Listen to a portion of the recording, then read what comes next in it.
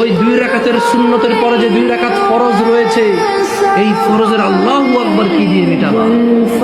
এই ফরজের সামি আল্লাহু লিমান হামিদা কি দিয়ে মিটাবা?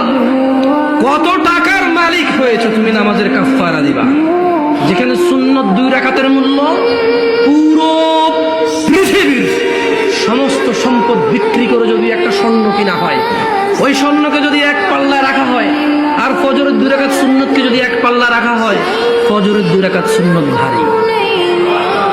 ওই সুন্নত এত ভারী হলে ওই ফজরের নামাজের ফরজ যেটা তুমি ঘুমের মধ্যে কাটিয়ে দাও, ওই 2 রাকাত ফরজের আল্লাহু আকবার সামি আল্লাহু লিমান হামিদা আত-তাহিয়াতু সুবহান রাব্বিয়াল আযীম সুবহান রাব্বিয়াল আলা কি দিয়ে কিনবা তুমি?